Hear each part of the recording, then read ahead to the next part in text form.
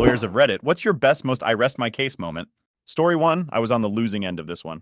I was representing a pro bono defendant who was attempting to regain custody of her children. The family division attorney was laying out his case to the judge for why my client wasn't ready, and his final point was that my client had refused emotional counseling to avoid violent fits of rage that she had inflicted on her children. On cue, my client jumps up screaming, "Fuck you, judge lady! You a stupid cunt! Fuck y'all for taking my fucking kids, you fucking cunts!" I just caught the opposing attorney's smirk of satisfaction as I got up to usher my client out of the courtroom. Story 2. When I was in law school, I had to argue a case for an exam. I was the last in my class to go, so there wasn't anyone arguing against me. I opened with a motion to dismiss, since opposing had failed to show. The judge grading me chuckled and said, "Touché, counsel." I still had to go forward, but we got off on the right foot, and I ended up with an A. Story 3. Not a case-winning moment, but a motion-winning one for sure. Think of cases like a big conflict, with motion hearings as little conflicts. Opposing attorney was insisting that Rule A meant they could do X. I tried multiple times to point out Rule A literally did not say that. During the hearing, the judge reached behind them, grabbed their rules of civil procedure, basically a dictionary of rules, placed it in front of the other attorney and said, "Show me where Rule A says X." Other attorney did not take the hint, read rules out loud for a brutal 5 minutes, and gave the book back. I said, "Judge, I have nothing to add." It was pretty fun. Story 4. Opposing counsel decided that I had coached my witness and gave him lines to repeat, that he was lying. Short version is that he asked the witness if he spoke to me before he testified. Witness said he had. Attorney looked like he thought he had me. Attorney asked the witness what I told him, what instructions I gave him. Witness looked him dead in the eye and said, "First thing he told me was to tell the truth no matter what. He said the lawyer is never the one who goes to jail, that he isn't going to jail for me, and if I lie, I'm on my own." Attorney looked like someone took the air out of him. Everyone in the courtroom simultaneously looked at me. Only time I've smirked or laughed in court. I wanted to put my feet up on the table like I was Vincent LaGuardia Gambini, hands behind my head, and say, "I'm done with this guy." Story 5. I was prosecuting some kid. He had an antisocial behavior order, which meant that he was not supposed to go to a certain street. He had pleaded not guilty on the basis that he had not been there.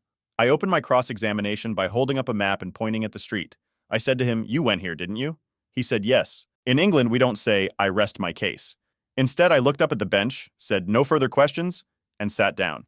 It might not seem bad, but I got the defendant to admit the offense with one question. That never happens. Story 6, corporate lawyer, so I don't have cases to rest. But once opposing counsel was forcefully insisting that it was ridiculous for me to expect a certain provision in a contract we were negotiating, and I pointed out that this provision was standard in his own firm's contract forms, as I knew from several prior transactions I'd worked on across from them. Pretty exciting stuff. He took it in stride and said jokingly, "Well, of course it's fine when we ask for it." Story 7. I represented a company that was sued for breach of contract by a former independent contractor. Dude basically alleged that my client wasn't paying him correctly in accordance with the contract. During his deposition, Dude admits that he never reviewed any documents to make sure his allegations were true, never reviewed his complaint before filing it to make sure the allegations in it were true, and had no idea whether or not my client actually failed to pay him in accordance with the contract. Basically, he tells me that he was suing my client because he didn't think their agreement was fair, even though he agreed to the terms when he signed the contract. The kicker is that he admitted that he owed my client money. At arbitration, he tries to flip his story and starts giving testimony that is the exact opposite of his dep, so I whip out his transcript and undermine his testimony bit by bit. Needless to say, I won that case. Story 8. Defendant in a bench trial for a speeding ticket said he couldn't possibly go as fast as the officer clocked him. He knew this because he videotaped himself accelerating from a full stop to the location of where the officer sat. His experiment showed his vehicle could only get to 55 miles per hour, and not the 67 miles per hour he was clocked at. The ADA then moved to have another speeding ticket issued because the actual posted speed limit was 50 miles per hour. Story 9. My wife and not me, and it was during sentencing. Mr. Defendant, local gang boss, you stated you are not and have never been in a gang. That's correct. Do you have any tattoos? Yeah, I have a tiger on my calf and one on my chest that says GD for life. What does GD stand for? Gangster disciples. But I mean, no further questions, Your Honor. Story 10. Complaining witness accused my client of harassment, stalking. Said she told him numerous times that she wanted nothing to do with him. My client claimed they were dating, but whenever she got mad at him, she'd call the police and say he was harassing her. On the stand, she testified that she'd never dated him, never invited him into her home, wanted nothing to do with him. She presented a photo on her phone of him sitting on her porch to prove that he had come to her property. I asked the judge permission to look at the photos before and after the porch photo for context. Girl had dozens of photos of the guy, who was clearly her boyfriend. I showed her one such picture. This is Mr. So-and-so, right? Yes. In this photo, he's on a bed? Yes. The bed is yours? Yes. The bed is in your bedroom? Yes. You took this photo of him? Yes. He's smiling in the photo? Yes. And in this photo, he's wearing your brassiere? Yes. No further questions, Your Honor. Story 11. INL, but I was in traffic court one time and saw a lawyer straight up murder a cop with words. The cop had previously testified that the weather on the night of the traffic stop was heavy rain and winds so strong that the defendant could only open his window 3 and that the car had stopped on an area with very little shoulder, forcing the cop to approach from the passenger side, not the driver's side. The cop had then testified that he smelled a strong smell of alcohol on the defendant's breath. When the defense lawyer got up, he repeated what the cop had said almost verbatim and asked how he could have possibly smelled alcohol on the breath of someone on the other side of the car through a 3-inch crack in the window on a night with pouring rain and strong winds. The cop sort of opened and shut his mouth a few times, squirmed around in his seat and said, "That's just what I always write in my log, to remind me that it was a DUI stop." The judge threw the case out. No motion to dismiss needed. Then he took a break and called the traffic prosecutor and the cop into his office. I'm guessing it wasn't for a nice spot of tea and some scones. Edit. Really, people? You've never seen INL in a comment thread before? Story 12. I'm relatively junior, so I'm hoping to beat this one day. I defend professionals and brought a motion to dismiss a case on the basis that the plaintiff could not prove my client was negligent, as she had not served the required expert evidence. As opposing counsel and I waited for our motion to be heard, we were sitting in the courtroom. The judge, who I did not know and who had not read our materials, wanted to talk to the parties of a short trial, which was to be heard after our motion was argued. That matter was also a professional negligence matter, and the plaintiffs had no expert support. The judge then spent 10 minutes explaining that he had practiced in professional negligence for many years and was well versed in the evidentiary requirements to prove the elements of professional negligence. In fact, he said, I very rarely use the word impossible in this courtroom, but it is impossible for you to be successful without expert evidence. Our matter was then called, and I reveled in explaining to the judge that he was about to hear a motion to dismiss a professional negligence case on the basis that the plaintiff had no expert evidence. I won. Story 13. My sister got T-boned by a car, causing a concussion when I was younger. Long story short, we were in court with the judge, who asked the driver if he had ever sped before. No, Your Honor, I never speed, was his reply. The judge asked him a couple more times if he was sure, if he never sped. Ever? The driver was adamant that he never sped and never had before. A few minutes later, my sister's lawyer gave the judge some paperwork. She read it and said to the driver, "It seems that you have some past driving violations. Can you tell me what they are for?" Speeding. The driver had to pay medical bills for my sister. Story 14. We had a case where opposing counsel was cross-examining our expert witness on hydrology regarding some silt runoff issues. Mr. Smith, wouldn't you agree that the book I'm holding is highly respected in your field and considered to be the gold standard on the subject? Witness, I am aware that it is highly regarded in my field.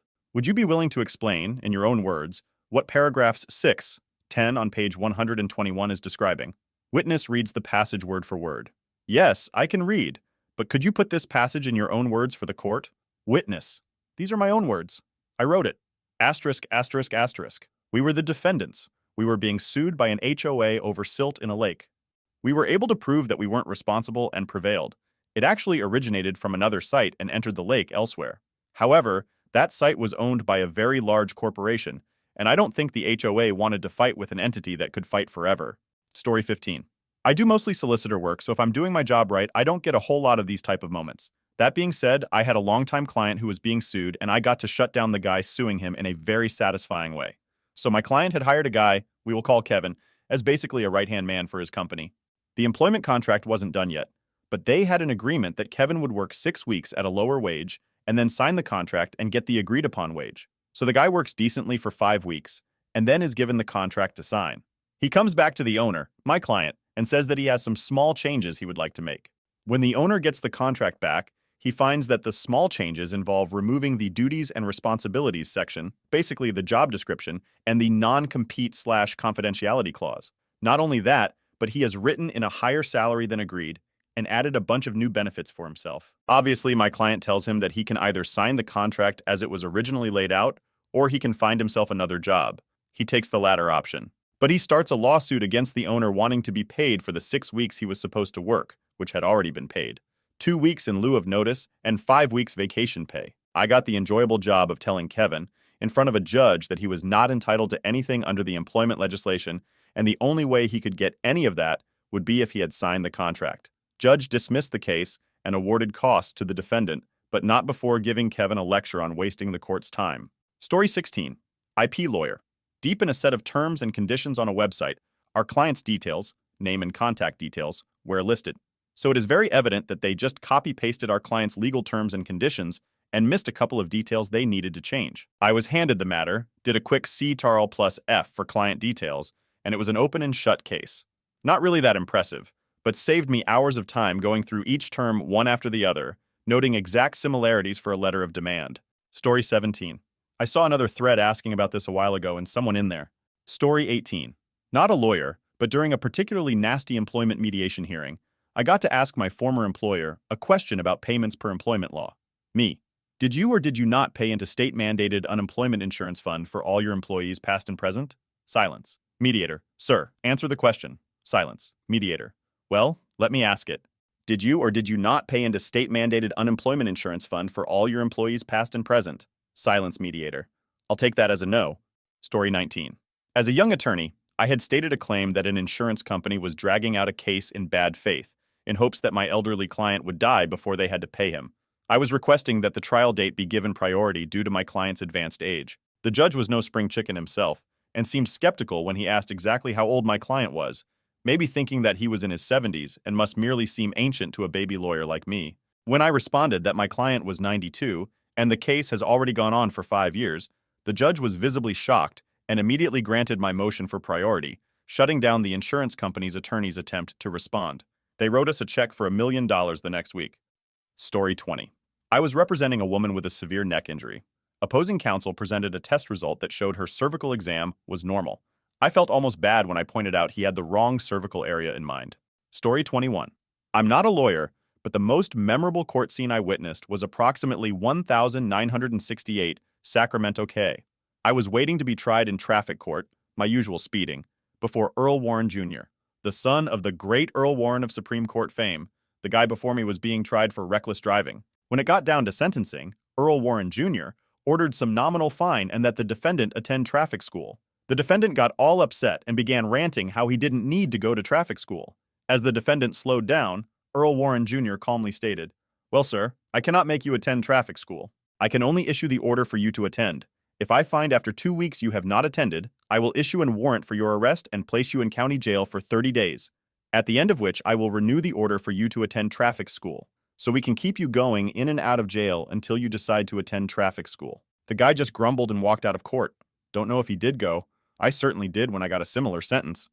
Story 22. It wasn't at trial, though we had one of those, and I won it easily.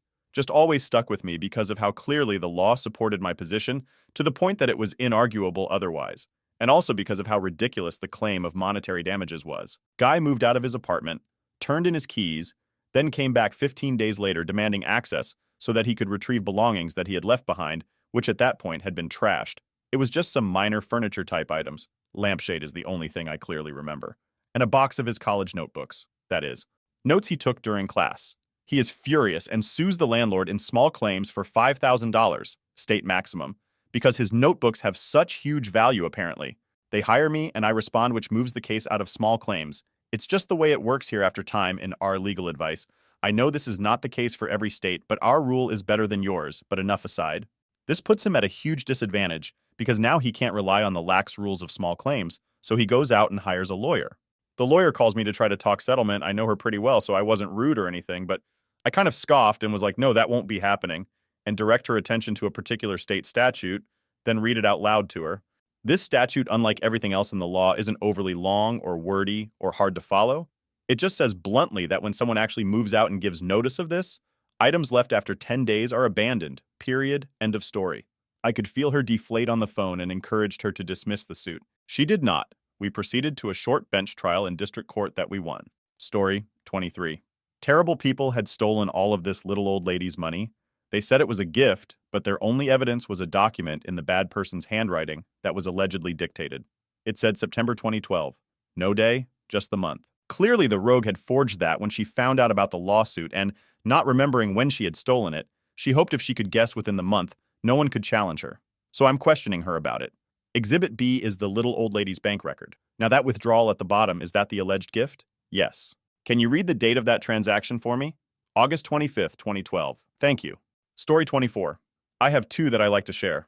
I'll apologize up front for the length of my response. The first involved a lawsuit against the owner of a Mexican restaurant for not paying his employees and keeping the waiters' tips. He was just a terrible all-around guy. He created these fake handwritten schedules and payroll records going back years to try and prove that his employees didn't work but a few hours each week and were paid for what they did work. It was difficult to prove they were fakes, but we managed to trap him during his deposition. I made the guy go through random bits of his work schedule and asked him to confirm they were correct.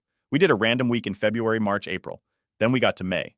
So here in early May, you had 2 servers working every night, 1 hostess, 1 bartender, and 2 cooks. Yes. And that didn't fluctuate. You didn't have a need for extra staff on, say, weekend nights? No, it was very steady no matter the day. What about on this Wednesday? How much staff did you need? Just the 2 servers, my hostess, the bartender, and 2 cooks, the same as every other night. And if you would indulge me, what date are we looking at? May 5th. Okay, so it's your testimony under oath that you had the same staffing needs on May 5th as you did on May 4th and May 6th. Yeah? Asterisk opposing counsel's head begins to hang while shaking. Asterisk. So you are comfortable telling the judge you didn't do extra business on May 5th? Yeah, or June 17th or whatever date you pick. It was always steady. You have no problem walking into court and telling the judge and the jury under oath that your Mexican restaurant didn't need any extra help on May 5th, that these schedules and payroll records you've produced are 100% accurate. For Cinco de Mayo, you are totally comfortable with doing that? Yeah, the case settled within a week. Story 2. State law enforcement was trying to prosecute a local cop for accessing name and address information for an individual in the state's criminal justice computer system to help a friend who was a process server. The state was prosecuting the cop for violating the Computer Crimes Act, which in part makes it illegal to share any information which the state has an intellectual property interest in. We show up for trial, having waived our right to a jury, and allow the head of the Attorney General's litigation department to make this wonderfully colorful speech about a police officer breaking the public trust and this other nonsense. For our opening statement, we move to dismiss the indictment on the grounds that the state's theory of the case is a legal impossibility. The state cannot have an ownership interest in someone's name or address. The judge was annoyed with our tactic and put the screws to us by asking dozens of questions, but we kept repeating our theory. The state cannot own a name or address as intellectual property. Finally, the judge gets it and turns to question the AG. He tries to dance his way out of answering the big question all sorts of ways. Eventually, the judge flat out asked him if he contends the state can own someone's name or address. The AG responded by saying, "Judge, I came here to try a case, not to argue the law." The judge was not impressed and dismissed the case immediately and wrote a letter to the Attorney General asking him to be more selective in his prosecutions. That was a fun day in court. Story 25. I helped the prosecution rest his case. LOL. I got jammed up during spring break doing dumb spring break. So there I was in court to face the music, misdemeanors. As I sat there waiting for my turn, I watched person after person go before the judge. The prosecutor read their charges and some information from the police report, stating what the potential max sentence was for each all. I don't remember exactly. Then the judge asked what plea they wanted to enter. Almost everyone said not guilty, and I could see that both the judge and prosecutor were getting tired of their bullshit. Finally, my turn came. I was probably second to last after what seemed like hours, but may not have been. The prosecutor read off my charges and cited the police report. The judge looked at me with this, "Let's just get it out of the way. Tell us you're not guilty" look and asked how I pled. "Guilty, Your Honor." The judge and the prosecutor both looked at each other, and the judge said, "Kid you not, say again, or beg your pardon?" "Guilty, Your Honor. I did it. Just the way Officer So-and-so's report reads." They exchanged looks again, and the prosecutor held his papers at arm's length as if to get a better look at them and did the unthinkable. "Your Honor, this all reads to me like a case of college prank gone bad. The county moves to reduce charges to XYZ.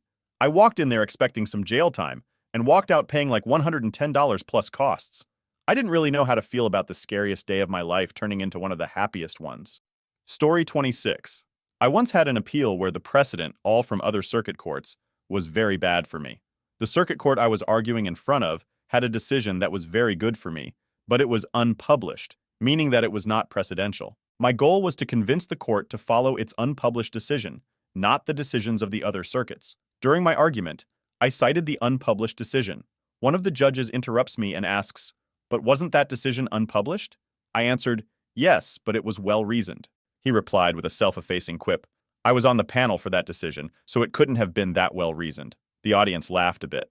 I answered quickly, in that case, Your Honor, it was at least well written. The audience, and all the judges, burst into laughter. I ended up winning in a published decision, which turned the old, unpublished decision into binding precedent.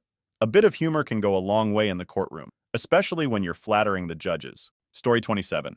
I'm not an attorney and it wasn't in front of a judge, but I got into a dispute with a contractor who fucked up royally when installing a new heating system, resulting in an asbestos contamination of my house. Their insurance argued the contractor couldn't have caused the contamination, because the contamination was way worse than could have been possible from what the contractor did, which is bullshit. They argued the contamination must have been caused by the contractor that installed the previous heating system. It was super satisfying to write our response. 1. The previous heating system was placed 12 years earlier. The asbestos dust was visibly lying everywhere. Arguing we didn't vacuum for 12 years was beyond ridiculous. 2. The asbestos dust was on a floor we installed 6 months earlier, included the receipt for the floor. And then the third point was the most fun to write. 3. I said they were welcome to believe the contamination was caused by the contractor who installed the previous system 12 years ago. I included the receipt of that installation. It was done by the same contractor. The next letter was very brief, stating they would pay us for all damages we were claiming. Story 28. My client and his wife were woken up one night because people were trying to break into his house. He fired 2 warning shots as his wife called 911. The neighbor also called 911. When the police got the neighbor's call that there were shots fired, the police sergeant radioed the other officers and said, "He's going to jail tonight," referring to my client. So, obviously, even with signs of someone trying to break in and his wife calling 911 for help, the officers arrest my client for endangering his wife by shooting inside the house, nowhere near her. It gets to a jury trial, and I start to go off on the police sergeant about why she would say that before an investigation and before she even had any idea what happened. The sergeant had no idea how to respond and literally just sat there staring at me for a solid 2 minutes before saying anything. Even the bailiffs were audibly laughing. Story 29, Ianal, and I've told this story before, but it always makes me smile. Wall of text incoming. I was in court to get more placement for my 2 kids. My ex-wife and her sister were claiming all sorts of things, that I was abusive and a stalker and a rapist and on and on and on. Like, to give you an example of what they were pulling, they claimed that I choked my daughter and then they brought her to the doctor in October 2016. The doctor brought in a second doctor and they both looked at these marks on her neck and were like, we can't exactly call the police for this because it's unclear. I pulled the doctor's records and the appointment never even happened. So there were a few moments. One was that they were claiming that I angrily hauled my son out of their house because he wouldn't put on his shoes or coat in the wintertime. Now, while I did take him out of the house, it was because they had been arguing for 10 minutes with a 4-year-old about putting on shoes and a coat in winter. They had only gotten his shoes on, so I picked him up and took him to the car.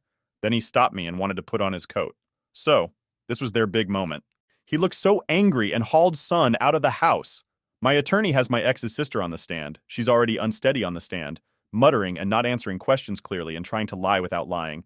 So my attorney asks, "Why did you think it was unnecessary for Bruce Lee 1,255 to carry son out of the house?" She says, "Because you can reason with son.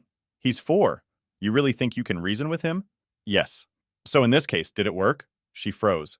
Like literally froze. For about 5 seconds, she didn't say a thing. 5 seconds doesn't sound like a lot, but when you're on the stand and everyone is staring at you, it's interminable. Finally, she said, "Well, it usually does. But in this case, did it work? Well, it usually does." He moved on. But the best part, and the one where I could have flown, was toward the end of the trial. So my ex spent 8 hours spread out over days ripping apart my character. I was a rapist, an abuser, violent, but also one time I sent my daughter home with dog on her shoe. Murder, arson, and jaywalking is what we called it. Like, if he's so violent, why are you even complaining that one time she had dog on her shoe? Anyway, so after all this time, she still never explained why she thought my daughter couldn't have more time with me. She made a lot of hints, but never nailed down any reasons in any communication she sent to me. Even in her deposition, she didn't say anything about abuse. So finally, my attorney nails her down on the last day, and she says that she's afraid that my daughter won't know that mommy's going to come back. Basically, that my daughter lacked object permanence. The judge asks her a few questions. He says, "So are your son and daughter close?" "Oh yes, very close." "Does daughter miss him when he goes to school?" "Oh yes, very much so." "So does she miss him because she loves him or miss him because he's not coming back?" "Oh, she knows he's coming back." Okay. In the span of a minute, she torpedoed her entire argument. Her attorney saw it right away, but she didn't.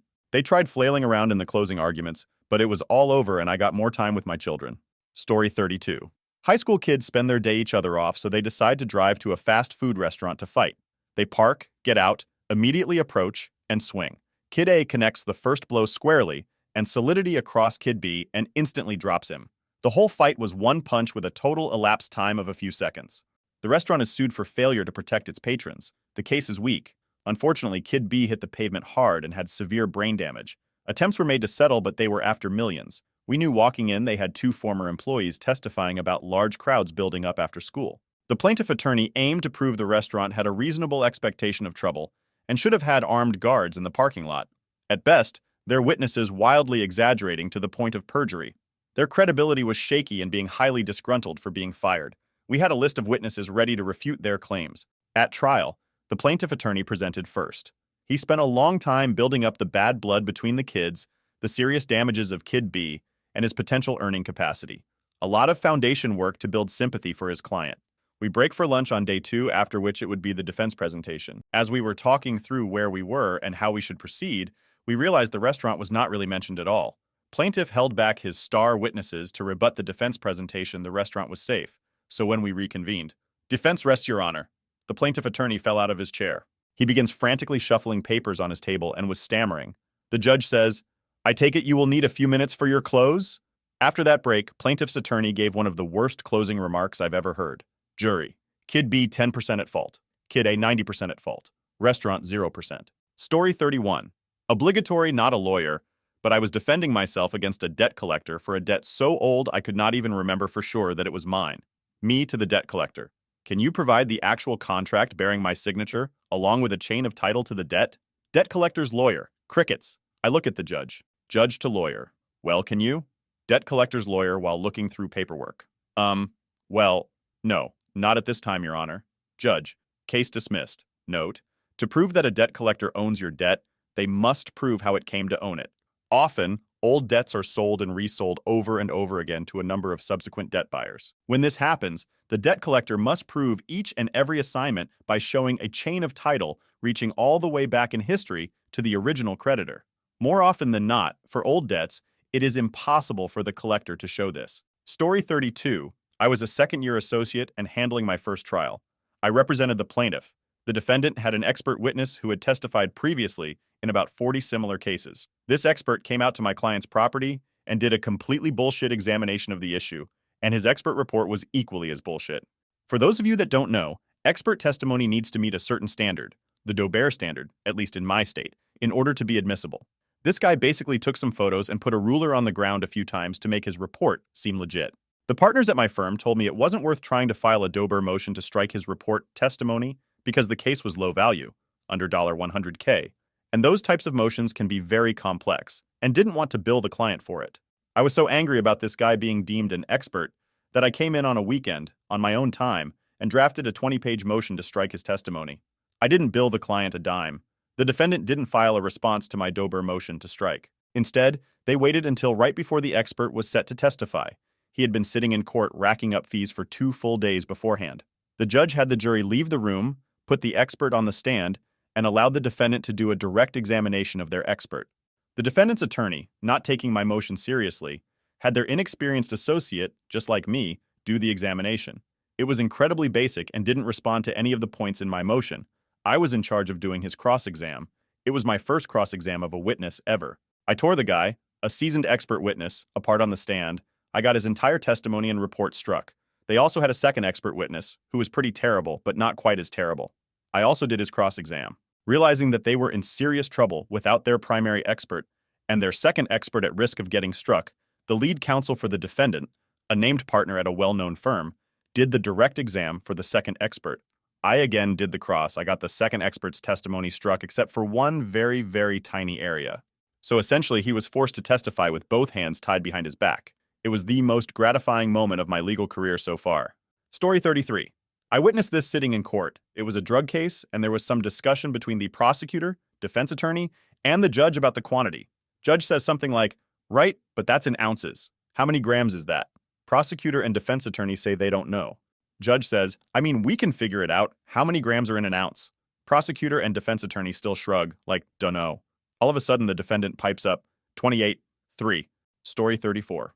So I'm fighting a DWI case, and the cop is a lying liar who is telling big lies about what signs he saw on the field sobriety test that my client was allegedly intoxicated.